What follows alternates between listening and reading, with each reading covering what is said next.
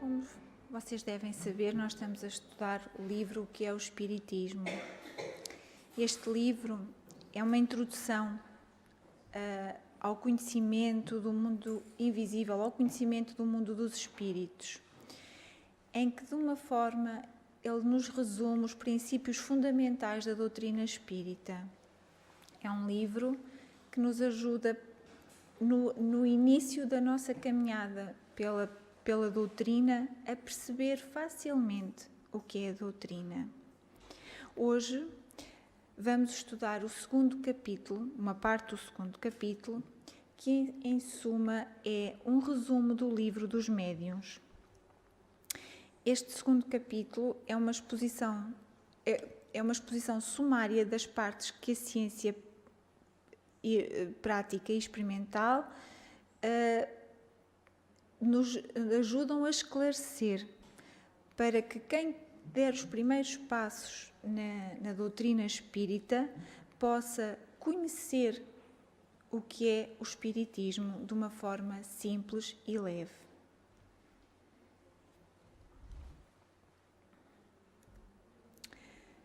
Dentro do segundo capítulo temos vários temas e o tema que vamos iniciar é a qualidade dos médiuns. E então Kardec diz-nos: a faculdade mediúnica é uma propriedade do organismo e não depende das qualidades morais do médium. Ela se nos mostra desenvolvida tanto nos mais dignos como nos mais indignos. Não se dá, porém, o mesmo com a preferência que os espíritos bons dão ao médium. Isto é, a faculdade mediúnica é dependente do organismo físico e não das qualidades se o médium é bom ou não. Remete-nos aqui temos aqui uma nota que é a nota 20, que remete para uma explicação e que diz isto: a faculdade mediúnica não depende dos espíritos, pertence ao homem. Em parapsicologia, essa faculdade é chamada de funções psi. Como todas as faculdades humanas, tanto o homem bom como o mau, o honesto ou o indigno a possuem.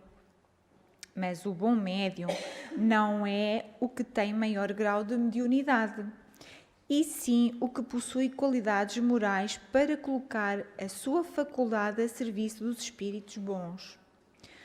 O uso da faculdade mediúnica pertence aos espíritos.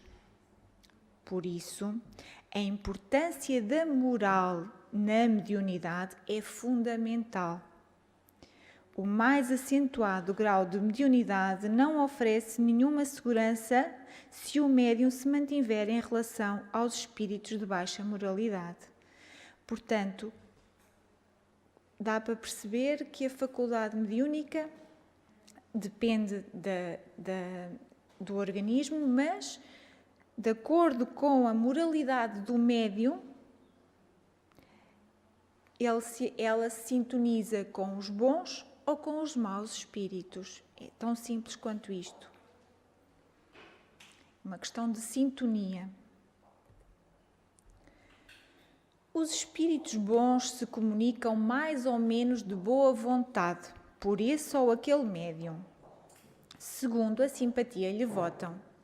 A boa ou má qualidade de um médium não deve ser julgada pela facilidade com que ele obtém comunicações, mas por sua aptidão em recebê-las boas e em não ser ludibriado pelos espíritos levianos e enganadores.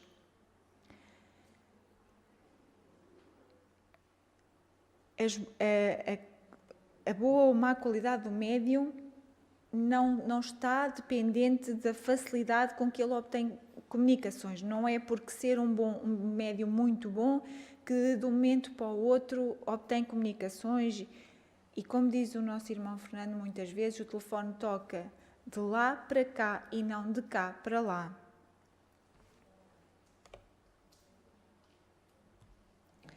Os médiuns menos moralizados recebem também, algumas vezes, excelentes comunicações. que não podem vir senão de bons espíritos, o que não deve ser motivo de espanto. É muitas vezes no interesse dos médiuns e com o fim de dar-lhes sábios conselhos. Se eles os desprezam, maior será a sua culpa, porque são eles que lavram a sua própria condenação.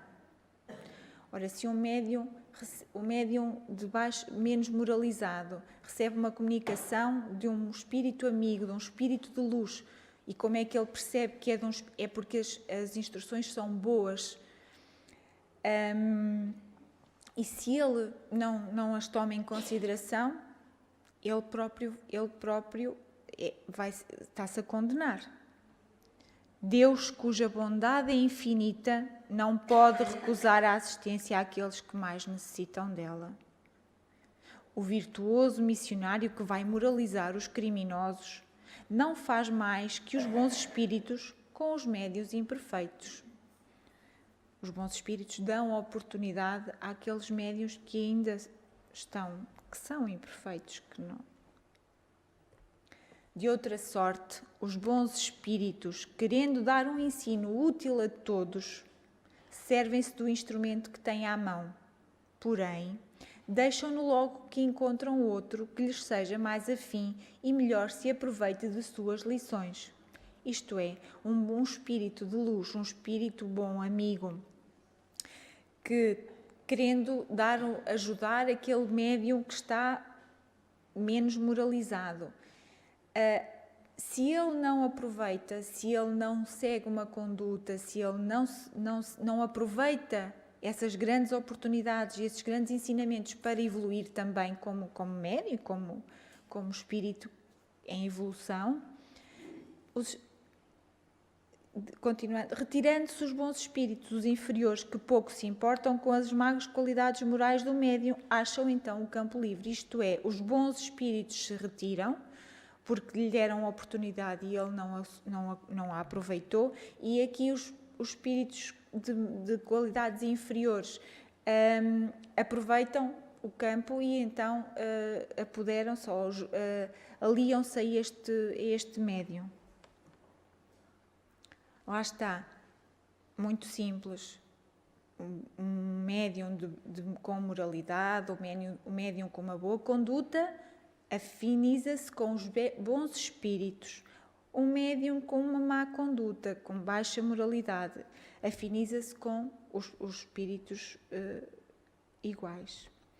Resulta daí que os médiuns imperfeitos, moralmente falando, os que não procuram emendar-se, tarde ou cedo são presas dos maus espíritos, que muitas vezes os conduzem à ruína e às maiores desgraças, mesmo na vida terrena. Quanto à sua faculdade, tão bela no começo e que assim devia ter sido conservada, perverte-se pelo abandono dos bons espíritos e, afinal, desaparece. Remetemos também aqui para uma nota explicativa e diz assim: as boas comunicações podem ser recebidas por médiuns de baixa moralidade, mas apenas ocasionalmente. Há exemplos de médiuns que chegaram a receber valiosas obras psicográficas, repletas de ensinos morais de que careciam, mas acabaram vencidos pelas suas tendências inferiores.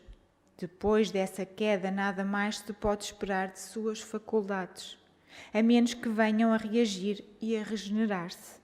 Será sempre necessária a maior vigilância no trato com eles, mas o princípio da caridade não pode ser esquecido.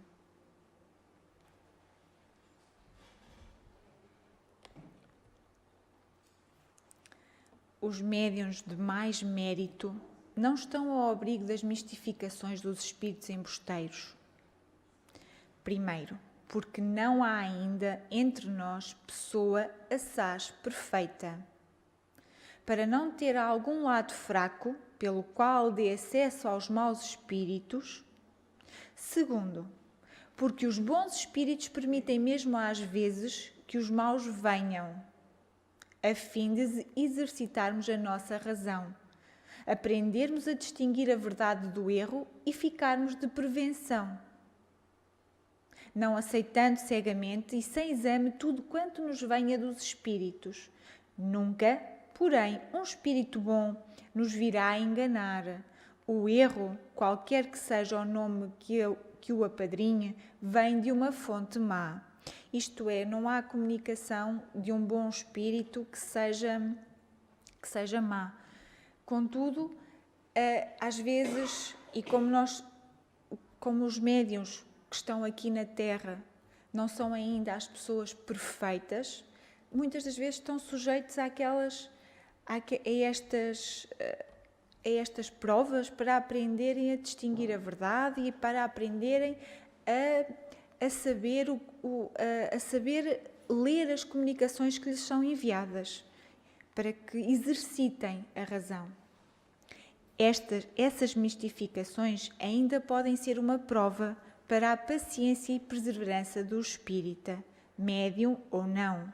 E aqueles que desanimam, com algumas decepções, dão prova aos bons espíritos de que não são instrumentos com quem eles possam contar. Lá está, os médiuns são postos à prova, aqui como diz, para a sua paciência, a sua perseverança, e se o médium não resistir, não for perseverante, paciente, tolerante, caridoso, os bons espíritos percebem que ele não vai ser um bom elemento com quem eles possam contar para seguir um determinado trabalho.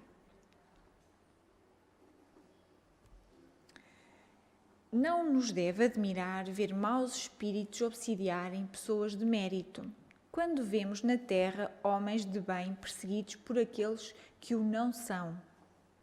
É digno de nota que, depois da publicação do livro dos médiuns, o número de médiuns obsidiados diminuiu muito. Os médiuns prevenidos tornam-se vigilantes e espreitam os menores indícios que lhes podem denunciar a presença de mistificadores. Isto é, com o estudo, e depois, aqui o exemplo, depois da publicação do livro dos médiuns, o número de médiuns obsidiados diminui. Porquê? Porque o estudo, o conhecimento, os leva a que eles se evoluam moralmente e percebam as transmissões que lhes são feitas. A maioria dos que se mostram ainda nesse estado não fizeram o estudo prévio recomendado ou não deram importância aos conselhos que receberam. Lá está, quando os bons espíritos dão bons conselhos, o médium deve aproveitá-los, porque senão está a seguir por conta e risco própria. E se os bons espíritos, os espíritos de luz, amorosamente nos vêm dar as indicações daquilo que nós devemos fazer, então, por que não seguir?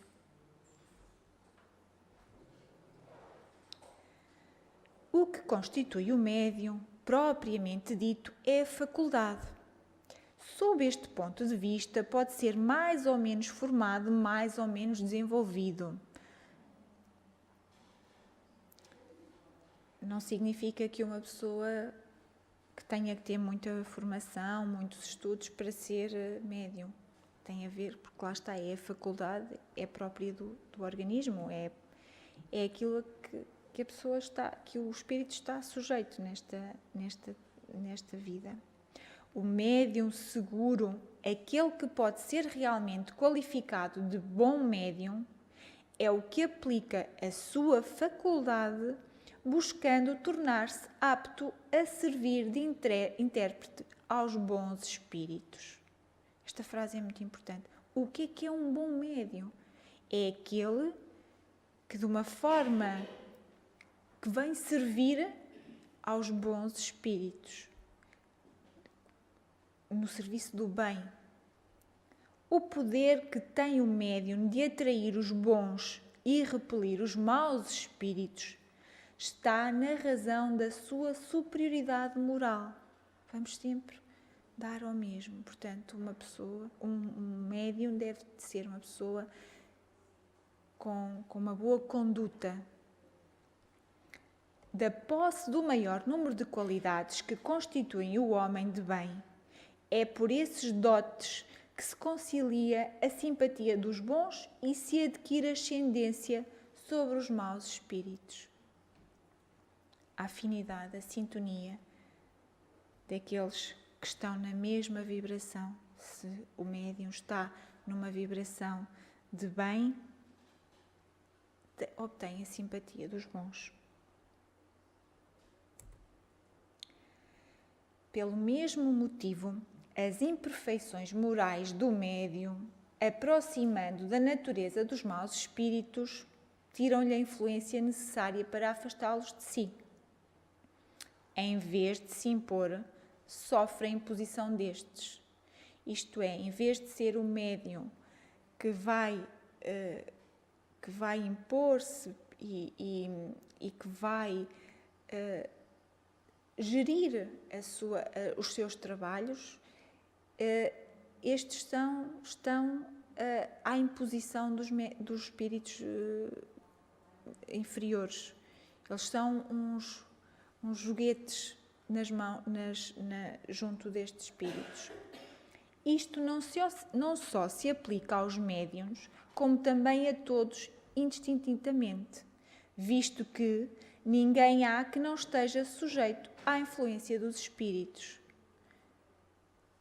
O que se aplica aos médiuns aplica-se a qualquer espírito, a qualquer um de nós, que devemos ter a boa conduta, que devemos ser pessoas de bem, que devemos ser caridosos, que devemos ser desprovidos de orgulho, sermos humildes. E essas são as qualidades que nós sujeitamos à influência dos bons espíritos. Isto é com os bons que nós estamos afim, é com os bons que nós nos sintonizamos, pela prática do bem. Para impor-se ao médium, os maus espíritos sabem explorar habilmente todas as suas fraquezas. E entre os nossos defeitos, o que lhes dá margem maior é o orgulho, sentimento que se encontra mais dominante na maioria dos médiuns obsidiados e, principalmente, nos fascinados. O orgulho é um defeito, é uma fraqueza que abre a porta, que abre a sintonia aos espíritos, aos maus espíritos. É o orgulho que faz que se julguem infalíveis e repilam todos os conselhos. Uma pessoa orgulhosa, um médium orgulhoso, julga-se sabedor e conhecedor de tudo e então os conselhos não lhes chegam. Esse sentimento, infelizmente, é excitado pelos elogios de que são objeto. Basta que um médium apresente faculdade um pouco transcendente para que o busquem, o adulem, dando lugar a que ele exagere sua importância e se julgue como indispensável, o que vem a perdê-lo.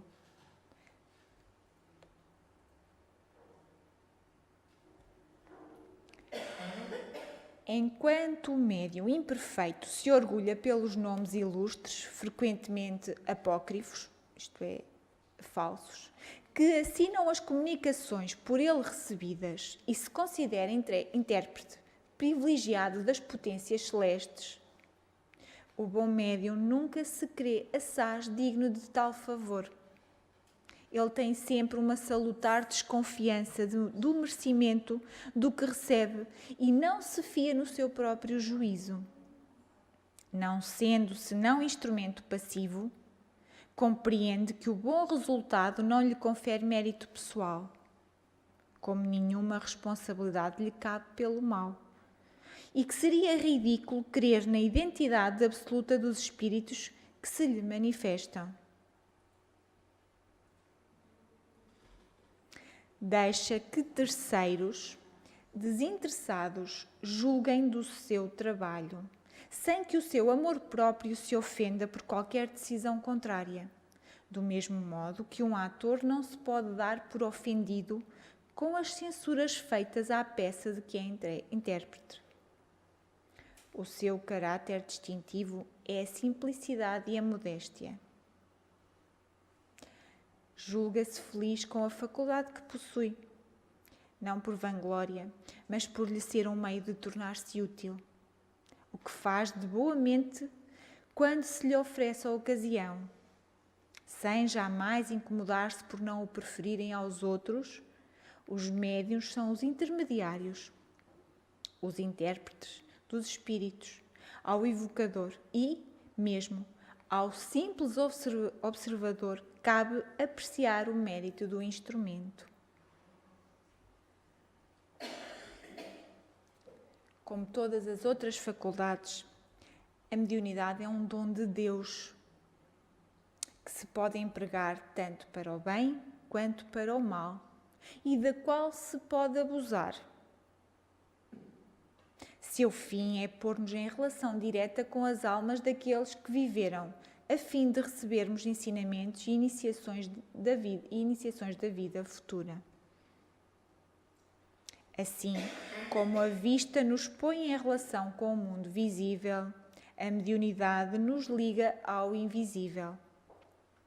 Aquele que dela se utiliza para o seu adiantamento e dos seus irmãos, desempenha uma verdadeira missão e será recompensado. Aquele médium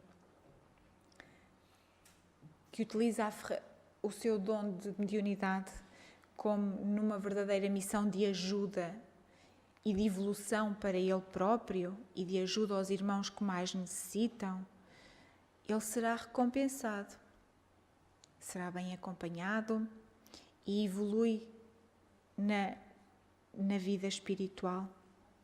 O que abusa e a emprega em coisas fúteis ou para satisfazer interesses materiais, desvia do seu fim providencial e, tarde ou cedo, será punido, como todo homem que faça mau uso de uma faculdade qualquer. Isto é, aquele médium que utiliza a sua mediunidade com fins lucrativos. Como é que um médium pode levar dinheiro, vender uma coisa que Deus lhe deu de graça? Como é que é possível? A sua tarde ou cedo será punido.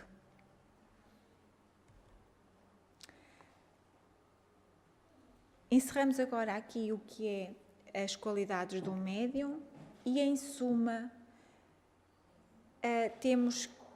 aprendemos desta leitura que um bom ou mau médium está na moralidade do médium, isto é, de acordo com a sua conduta, de acordo com a sua missão, ele assim se afiniza com os bons espíritos e aí está bem acompanhado. Se um mau médium, se não tem a melhor conduta, não está moralizado, afiniza-se com os maus espíritos. De seguida vamos então ler as explicações que Allan Kardec tem para nós sobre o que é o charlatanismo. Certas manifestações espíritas facilmente se prestam à imitação. Porém, apesar de as terem explorado, os prestidigitadores e charlatães do mesmo modo que o fazem com tantos outros fenómenos, é absurdo crer-se que elas não existam e sejam sempre produto do charlatanismo. Quem estudou e conhece as condições normais em que elas se dão, distingue facilmente a imitação da realidade. Além disso, aquela nunca pode ser completa e só ilude o ignorante, incapaz de distinguir as diferenciações características do fenómeno verdadeiro. Nós, para sabermos distinguir o que é verdadeiro daquilo que não é verdadeiro, também temos que estudar, conhecer, aprender, para facilmente percebermos o que está certo e o que está errado, para que nós possamos analisar e fazer o nosso juízo sobre essa ocorrência. As manifestações que se imitam com mais facilidade são as de efeitos físicos e as de efeitos inteligentes vulgares, como movimentos, pancadas, transportes, escrita direta, respostas banais, etc. Não se dá o mesmo, porém, com as comunicações inteligentes de subido alcance.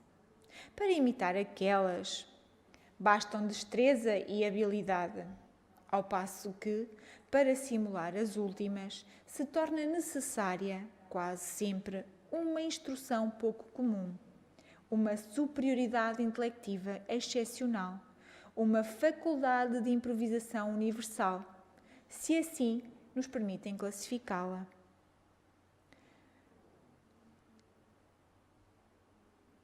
Aqui, basicamente, nós percebemos que as de efeitos físicos são fáceis de imitar. As de aquelas comunicações inteligentes já não é fácil. Os que não conhecem o espiritismo são geralmente induzidos a suspeitar da boa-fé dos médiuns. Só o estudo e a experiência lhes poderão fornecer os meios de certificarem da realidade dos factos. Isto é muito importante. Quem não conhece o que é o espiritismo, facilmente se deixa, digamos assim, enganar. Fora disso, a melhor garantia que podem ter está no desinteresse absoluto e na probidade do médium. Há pessoas que, por sua posição e caráter, estão acima de qualquer suspeita. Se a tentação do lucro pode excitar à fraude, o bom senso diz que o charlatanismo não se mostra onde nada tem a ganhar. Isto é, onde é colocado a ajuda sem querer nada em troca, não pode ser, não há charlatanismo. É uma missão, é caridade, é o amor. O Livro dos Médiuns, capítulo 35, Charlatanismo e Embuste, Médiuns em Terceiros, Fraudes Espíritas, número 300. Review Spiriti, 1862, página 52. Podem aqui consultar para completar esta informação. Entre os adeptos do Espiritismo, encontram-se entusiastas e exaltados, como em todas as coisas. São, em geral, os piores propagadores, porque a facilidade com que, sem exame, aceitam tudo, desperta confiança. O espírita esclarecido repele esse entusiasmo cego, observa com frieza e calma e, assim, evita ser vítima de ilusões e mistificações. À parte toda a questão de boa-fé, o observador novato deve, antes de tudo, atender à seriedade do caráter daqueles a quem se dirige. Portanto, o espírita que está esclarecido não tem problemas. Aqueles que vão na euforia de saber, de perceber e de uma maneira rápida podem ser enganados e aceitam tudo e, portanto, não há como o estudo e o conhecimento para nos esclarecer. Temos outro tema que é identidade dos espíritos, isto é, como é que nós reconhecemos. Uma vez que no meio dos espíritos se encontram todos os caprichos da humanidade, não podem deixar de existir entre eles os ardilosos e os mentirosos. Alguns não têm o menor escrúpulo de se apresentar sob os mais respeitáveis nomes, com o fim de inspirarem mais confiança. Devemos, pois, abster-nos de crer de um modo absoluto na autenticidade de todas as assinaturas dos espíritos.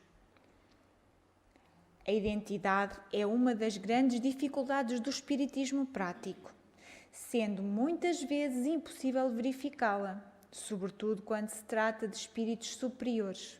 antigos relativamente à nossa época. Entre os que se manifestam, muitos não têm nomes para nós, mas, então, para fixar as nossas ideias, eles podem tomar o de um espírito conhecido, da mesma categoria da sua. De modo que, se um espírito se comunicar com o nome de São Pedro, por exemplo, nada nos prova que seja precisamente o apóstolo desse nome. Tanto pode ser ele como outro da mesma ordem, como ainda um enviado seu. A questão da identidade é, neste caso, inteiramente secundária e seria pueril atribuir-lhe importância.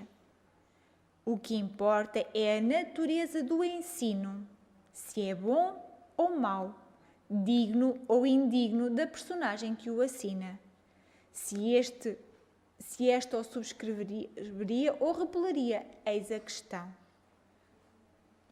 Não interessa os nomes, interessa a natureza da comunicação. A identidade é de mais fácil verificação quando se trata de espíritos contemporâneos, cujo caráter e hábitos sejam conhecidos, porque é por esses mesmos hábitos e particularidades da vida privada que a identidade se revela mais seguramente e, muitas vezes, de modo incontestável. Quando se evoca um parente ou um amigo, é a personalidade que interessa e então é muito natural buscar-se reconhecer a identidade, os meios, porém, que geralmente emprega para que isso, quem não conhece o Espiritismo, se não imperfeitamente, são insuficientes e podem induzir em erro. O Espírito revela a sua identidade por grande número de circunstâncias, patenteadas nas comunicações, nas quais se refletem seus hábitos, seu caráter, sua linguagem e até locações familiares. Ela se revela ainda nos detalhes íntimos em que entra espontaneamente, com as pessoas a quem ama. São as melhores provas. É muito raro, porém, que ele satisfaça as perguntas diretas que lhe são feitas a esse respeito, sobretudo se elas partirem de pessoas que lhe são indiferentes, com o intuito de curiosidade ou de prova. O espírito demonstra a sua identidade como quer e pode, segundo o género de faculdade do seu intérprete, do médium, e às vezes essas provas são superabundantes. O erro está em querer que ele as dê, como deseja o evocador. É então que ele recusa sujeitar-se às exigências. Quem somos nós para exigir que o espírito se identifique? Passando da contrariedade, da identidade dos espíritos ao tema contradições.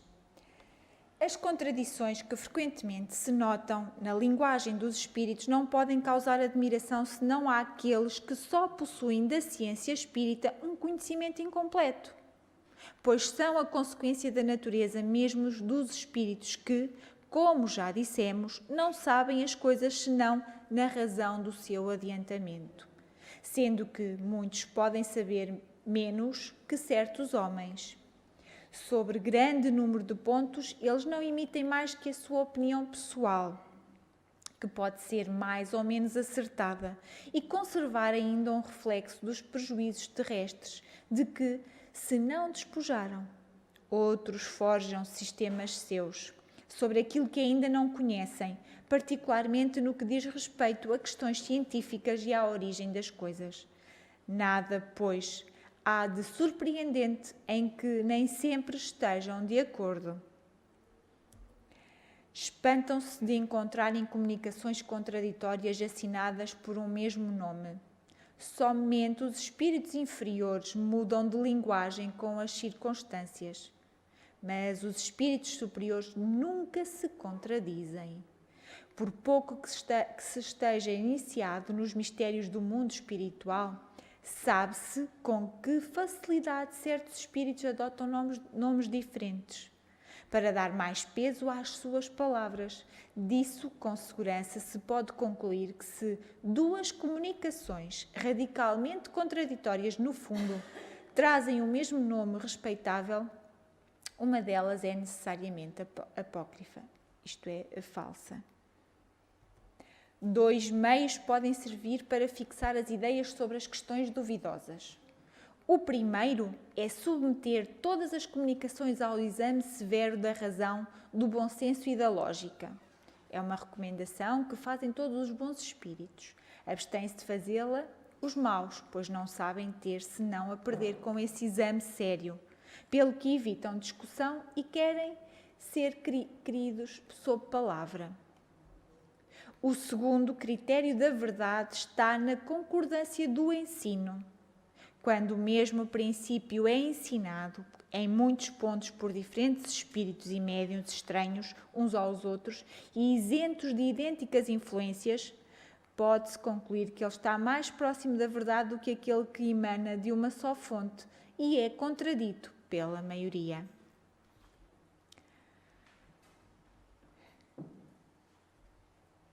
Encerramos assim o estudo destes temas.